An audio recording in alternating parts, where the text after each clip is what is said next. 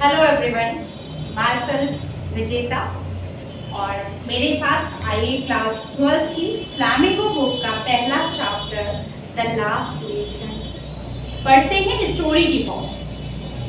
क्योंकि पढ़ना बहुत चाहता है, आपकी उम्र में मैं खुद नहीं पढ़ती थी, तो चलिए कहानी सुनते हैं। मेरी ग्रैंड माँ मुझे कहानी सुनाती थी और आज अपनी ग्रैंड माँ के ही तरीके से आपके साथ मैं आपकी स्टोरी का पहला चैप्टर क्लास 12 का द लास्ट लेसन। ऑथर जिन्होंने लिखा है चैप्टर मिस्टर अल्फ्रेड डब्स, उन्होंने बहुत ही अच्छी मूवमेंट, एक स्टोरी और एक नॉवल की फॉर्म दोनों को मिलाकर इस चैप्टर को लिखा, जो एक पार्सियन वॉर के बारे में, एक वॉर है जो फ्रांस और पार्सियन दो कंट्रीज के बीच में होता है 1870 के एडिशन में, और जिसमें जर्मनी की तरफ से जो टीम रहती है, जर्मनी उस समय की बहुत पावरफुल कंट्री थी और वो फ्रेंच पे एक पूरी मिलिट्री के साथ एक वॉर करती है जिसमें फ्रांस डिफीट हो जाता है। और जब कोई कंट्री डिफीट होती है या हार जाती है किसी भी वॉर में, तो कैसे उसके ऊपर नई नई कंडीशंस थोपी जाती हैं, और यहाँ पे आपको बताया गया है चैप्टर के अंदर कि लैंग्वेज जो है वो नेशनलिज्म की पहचान कैसे करती है। किसी भी कंट्री की अपनी लैंग्वेज कितना मैटर करती है, और एक ऐसा रूल आता है अचानक जर्मनी के द्वारा थोप दिया जाता है। फ्रांस की दो डिस्ट्रिक्ट, एक तरफ है आपका अल्सेस और दूसरी तरफ लोरियाल्स, इन दो शहरों पे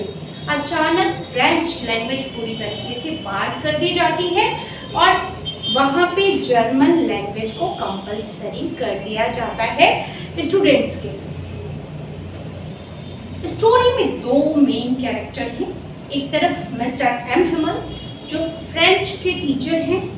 और बेहद अच्छे से अपने बच्चों को टीच करते हैं। दूसरी तरफ जो कहानी सुनाता है वो एक छोटा बच्चा, ऑथर फ्रेंच, एक छोटा बच्चा जो इस स्टोरी में मेन कैरेक्टर के फॉर्म में आ रहा है और कहानी शुरू करता है।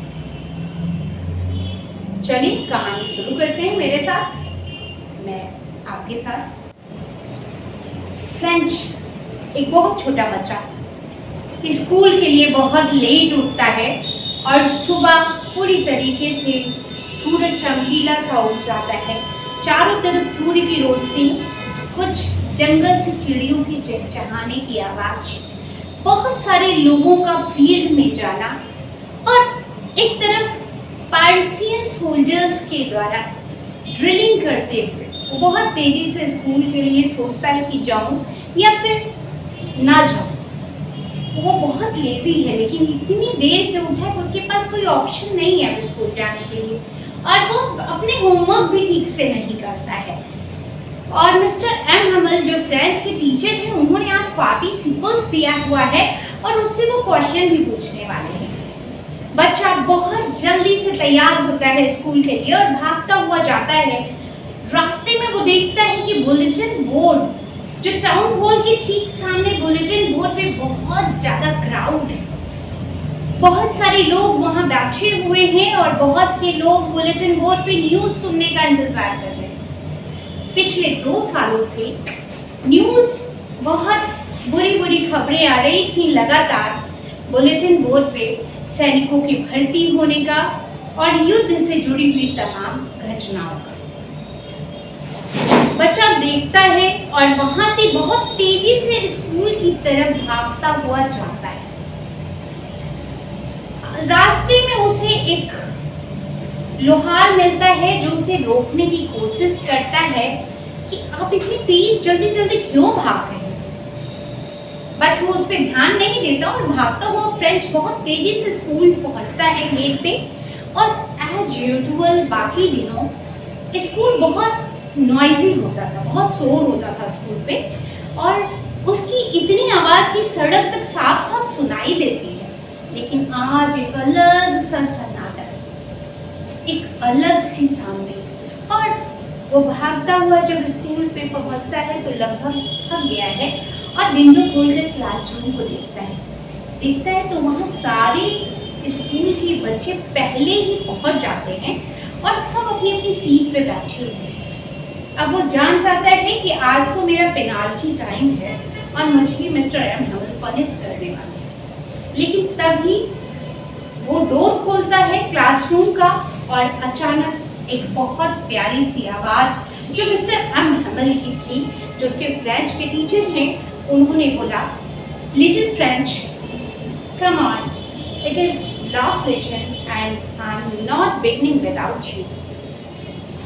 बच्चा अपनी सीट पर जंप करता है और बैठ जाता है फ्रेंच, और मिस्टर एम हेमल फिर से वही प्यारी सी आवाज़ क्लासरूम को गूंजती है कि इट्स योर लास्ट लेसन।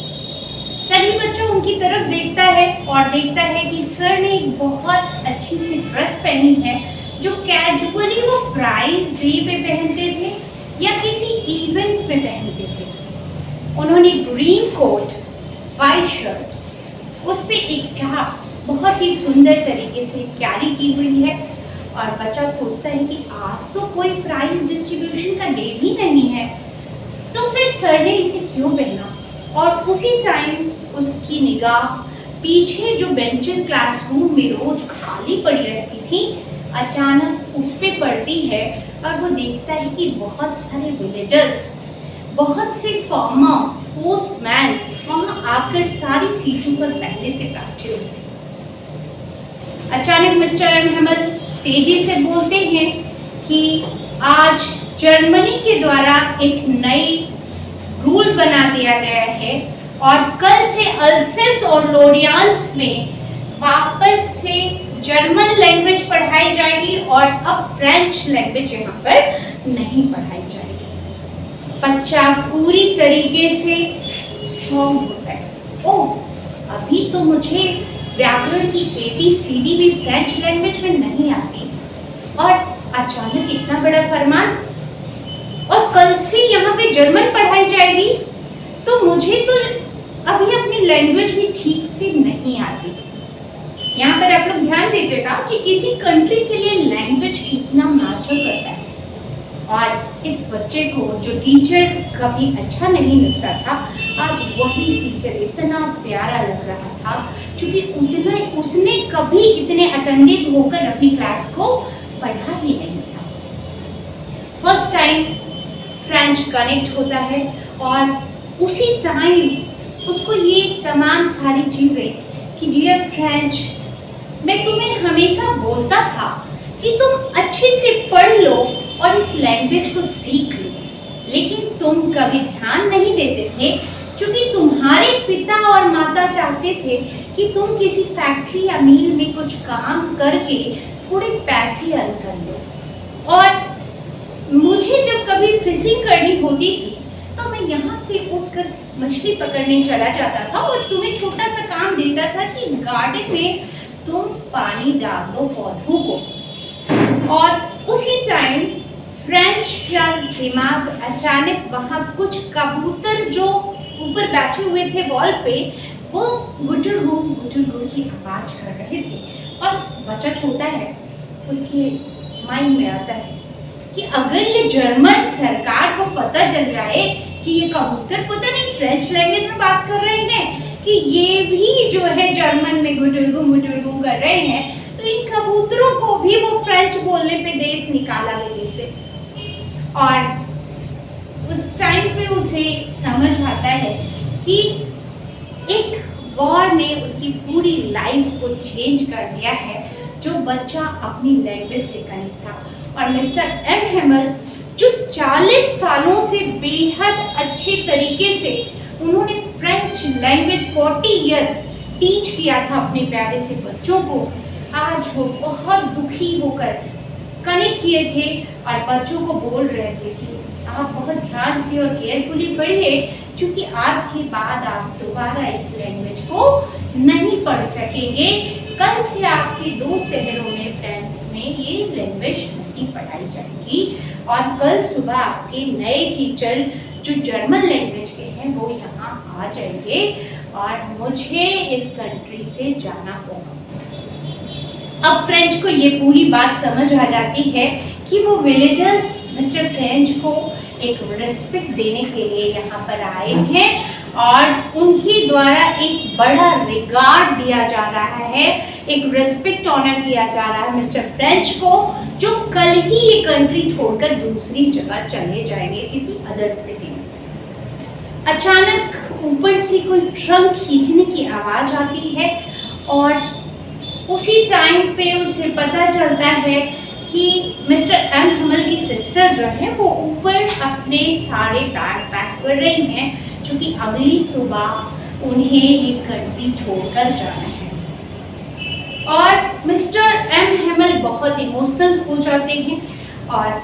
वो लिखते लिखते उनकी आवाज़ बहुत भर्राने लगती है। बहुत दर्द होता है उन्हें अपनी कंट्री छोड़कर जाने का और अचानक वो लिखते लिखते एक अजीब सा सन्नाटा वो सभी को कॉपी और किताब बांट देते हैं और क्लासरूम इतना शांत है कि पूरी क्लास में केवल एक ही आवाज़ सुनाई देती है, वो है कॉपी और पेन के चलने की आवाज़। और अचानक मिस्टर एम हेमल ये बोलते हैं